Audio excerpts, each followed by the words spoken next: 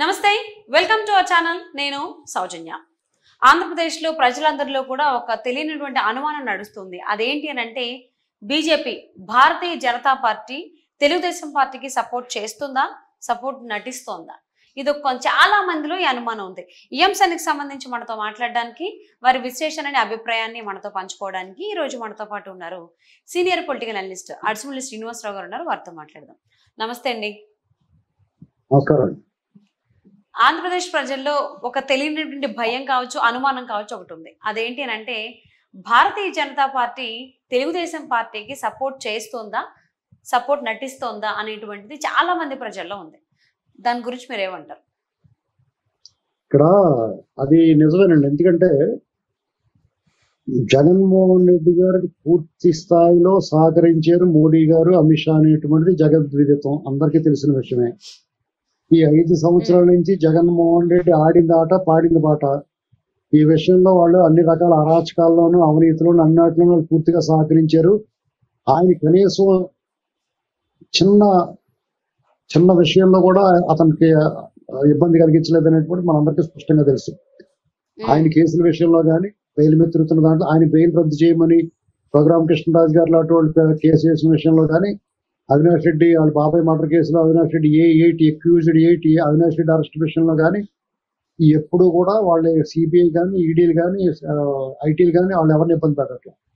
ఇప్పుడు కూడా ఈడీ కానీ, ఐటీ కానీ జగన్మోహన్ రెడ్డికి, వైసీపీకి సంబంధించిన వాళ్ళు ఎవరి మీద దాడులు కానీ ఏమీ చేయట్లా.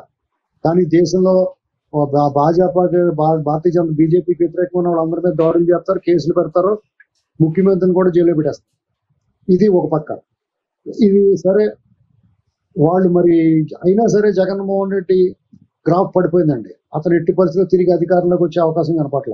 మరి భారతీయ జనతా పార్టీకి మరి టీడీపీ గెలిచేలా ఉంది. టీడీపీతో పాటు పవన్ కళ్యాణ్ గారు చేరాడు. వీళ్ళిద్దరు కూటమి ఘన విజయం సాధించేలా ఉంది. జగన్మోహన్ రెడ్డి డిజాస్టర్, అంటే జీరో లెవెల్ పడిపోయింది అయింది. అటువంటిప్పుడు మరి బీజేపీకి మళ్ళీ టీడీపీ కావాల్సి వచ్చింది. అప్పుడు జగన్మోహన్ రెడ్డికి మేలు జరగాలంటే బీజేపీ మీద చాలా తీవ్ర ఆగ్రహంగా ఉన్న ప్రజలు, టీడీపీ శ్రేణులు కూడా ఆగ్రహంగా ఉన్నారు. ఎందుకంటే జగన్మోహన్ రెడ్డి చంద్రబాబు నాయుడు గారిని వేధించాడు, వాళ్ళ పార్టీని వేధించాడు, వాళ్ళ నాయకులు వేధించాడు. ఆఖరికి చంద్రబాబు నాయుడు గారిని కూడా అరెస్ట్ చేసి జైల్లో పెట్టేశాడు. లోకేష్ గారు పాదయాత్ర అడుగున ఇబ్బంది పెట్టాడు. అనేక దాడులు. ఒక రాజకీయ పార్టీ తెలుగుదేశం పార్టీగా 4.5 దశాబ్దాల్లో ఏనాడు ఎదుర్కోలేంత నిర్బంధం, దుర్మార్గం, అరాచకాన్ని చవి చూసిందండి జగన్మోహన్ రెడ్డి. దీనికి పూర్తిగా సహకారం బీజేపీ ఇచ్చింది. ఇది నిజం. అయితే బీజేపీకి ఇప్పుడు టీడీపీ ఎందుకు కావాల్సి వచ్చింది? వాళ్ళ సీన్ సిద్ధం అయిపోయింది. సెంట్రల్లో వాళ్ళ పని ఏం బాగలేదు. వాళ్ళకి దక్షిణాదిలో ఇప్పుడు బాగా వేయాలి. ఎందుకంటే నార్త్ లో వాళ్ళ సీన్ అయిపోయింది. చాలా ఇప్పుడు వస్తున్న రిపోర్ట్లు ఏంటంటే వాళ్ళు చాలా మైనస్ లో ఉన్నారు. ఆ విషయం వాళ్ళకి చాలా ముందుగానే తెలుసు.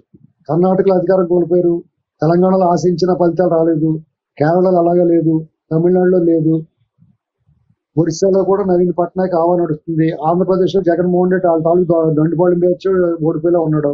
ఇలాంటి పరిస్థితుల్లో ఇక తప్పని పరిస్థితుల్లో చంద్రబాబు గారు కావాల్సి వచ్చాడు. మరి చంద్రబాబు గారిని రమ్మంటే వస్తాడా? రాడు. కాబట్టి జగన్మోహన్ రెడ్డి ద్వారా ఈ అరాచకాలన్నీ అలాగా చేయిస్తున్నారు. కాబట్టి డైరెక్ట్ గా చంద్రబాబు నాయుడు గారిని అటాక్ చేయించేశారు, ఆయన జైల్లో పెట్టించారు. ఎన్నాటిలో పూర్తిగా బీజేపీ సహకారం ఉందండి, వాళ్ళ పాత్ర లేకుండా లేదు. ఇది అలాగా బ్లాక్ మెయిల్ చేసి వాళ్ళు చంద్రబాబు నాయుడు గారితో పొత్తుకి ముందుకు వచ్చారు. ఆ పవన్ కళ్యాణ్ గారు కూడా నేను తీసుకొస్తానండి. పవన్ కళ్యాణ్ గారు తీసుకురాకపోయినా కానీ వాళ్ళు వచ్చేస్తారు పొత్తుకి. ఏంటి కేసులు అయి పెట్టి రకరకాలు చేసి ఆయన జైల్లో ఉండగానే పవన్ కళ్యాణ్ గారు కలిసి మాట్లాడటం ఇదంతా కూడా ఒక ట్రాప్ అండి. జగన్మోహన్ రెడ్డి మేలు చేయటం కోసమే అనుకుంటున్నాను, నేను భావిస్తున్నాను. ఎందుకంటే మొదట్లో సరే జగన్మోహన్ రెడ్డి ఓడిపోతున్నాడు కాబట్టి వీళ్ళు ప్లేట్ మార్చారు అనుకున్నాను. కాదండి, ఇవాళకి కూడా మీకు బొమ్మరేడు సినిమాలో లాగా ఇప్పటికీ నా చేతులు మీ చేతిలోనే ఉన్నాయంటాడు, అలాగే ఇప్పటికి కూడా ప్రేమ అలాగే ఉంది. కాబట్టి వాళ్ళు మొఖాలకు 6 సీట్లు అవసరం అండి, ఎంపీ సీట్లు ఎలా గెలుస్తారు చెప్పండి వాళ్ళు. అంటే టీడీపీని 17 సీట్లకు పరిమితం చేసి జగన్మోహన్ రెడ్డికి మేలు చేయాలనేటువంటి ఉద్దేశం స్పష్టంగా కనపడుతుంది. దాంట్లో బాగా అర్థమైపోయింది ఏంటంటే సిట్టింగ్ ఎంపీ రఘురామ కృష్ణరాజు గారి సీటు విషయంలో వాళ్ళు అడ్డం పడటం, రఘురామ కృష్ణరాజు గారిని అకామిడేట్ చేసి ప్రయత్నంలో టీడీపీ చాలా రాజీ పడాల్సి వస్తుంది.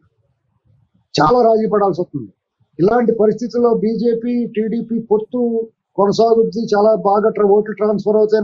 వాళ్ళ ఉద్దేశం ట్రాన్స్ఫర్ అవ్వకపోయినా పర్లేదు, బీజేపీ ఓడిపోయినా పర్లేదు. బీజేపీ ఓడిపోతే ఎవరికి జగన్కే కదా ఆ ఎంపీ సీట్లు ఎమ్మెల్యే సీట్లు వాళ్ళకే వస్తాయి కదా. అంటే వాళ్ళు ఓడిపోయినా వాళ్ళు వాడే గెలుపుతారు, వీళ్ళు గెలిచినా వీళ్ళు గెలుపుతారు.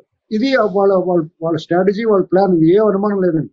కారణం ఏంటంటే, ఈ అభిప్రాయం రావడం కారణం ఏంటంటే, ఆంధ్రప్రదేశ్లో జగన్మోహన్ రెడ్డి గారి మీద ఒక దాడి జరిగిందని చెప్పుకుంటున్నారు వాళ్ళు. నేనైతే దాడి జరగలేదని నమ్ముతున్నాను. వాళ్ళు చేతితోటో ఆ దండ ఏదో గీసుకుని ఉంటుంది, గాయం అయితే అయ్యింది. అది బోండా ఉమ్మ గారు చుట్టడానికి చూస్తున్నారు.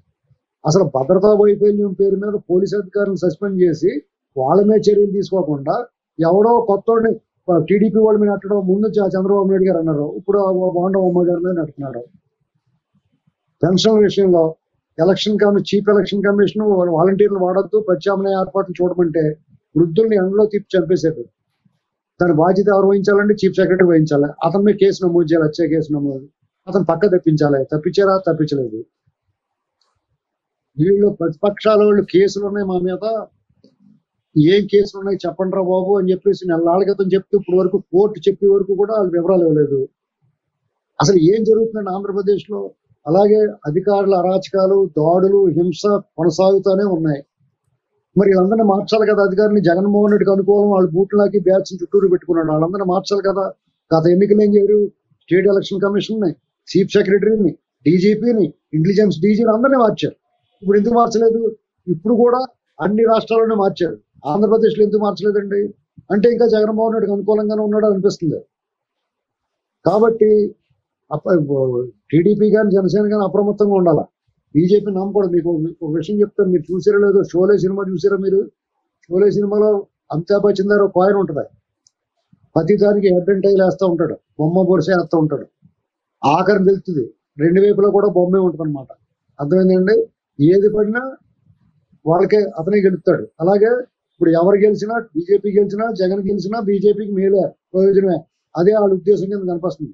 కాబట్టి నా ఉద్దేశం ప్రకారం ఇప్పటికే మించిపోయింది ఏం లేదు. బీజేపీ వల్ల ప్రయోజనం లేకపోతే వాళ్ళు ఏదో నిధులు ఇస్తారో, రేపు ఎన్డీఏ గవర్నమెంట్ వస్తుందని ఎవడో ఆశ పెట్టుకోలేదండి. ఇప్పుడు ఫ్రీ అండ్ ఫెయిర్ ఎలక్షన్ జరుగుద్ది, న్యూట్రల్ గా ఉంటారు, సిస్టమ్ లా పనిచేస్తే, చట్టానికి లోబడి పనిచేస్తారు, చట్టము రాజ్యాంగం అమలు అవుద్దని చెప్పేసి వీళ్ళు పుచ్చిపెట్టుకున్నారు. అది జరగనప్పుడు ఇప్పుడైనా మించిపోయింది లేదు, బీజేపీని వదిలించుకోవడం మంచిది. జనసేన టీడీపీ సరిపోతారు. అప్పుడు వీళ్ళకి కమ్యూనిస్టులు కలిసి వస్తారు, మిగతా వర్గాలు కూడా కలిసి వస్తాయి. ఒకవేళ నిజంగా వైసీపీ అరాచకాలు చేస్తే గవర్నెన్స్ తొక్కే చేయండి, తిరగబడలేరా? రాజ్యం వీరభోజ్యం, యుద్ధం చేయాలా, తప్పదు. బీజేపీ ఉంటే సరిపోతుందని అనుకోకూడదండి. కాబట్టి నా అభిప్రాయం అయితే బీజేపీని వాళ్ళ వల్ల ఈ అరాచకాలు అరికట్టకపోతే, ఈ డీజీపీని వాళ్ళని మార్చకపోతే, జగన్మోహన్ రెడ్డి తొత్తుల్ని మార్చకపోతే కనుక బీజేపీతో పొత్తు కట్టింపు చేసుకోవడం మంచిదని నా ఉద్దేశం. సో ఈ అంశానికి సంబంధించి మీ అభిప్రాయాన్ని మాతో పంచుకున్నందుకు